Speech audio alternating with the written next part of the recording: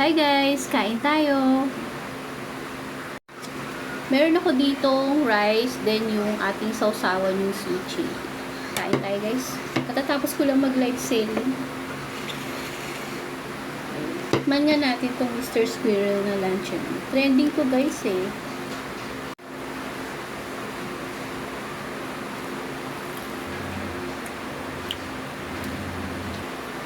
Take 2. Check nyo na lang yung yellow basket.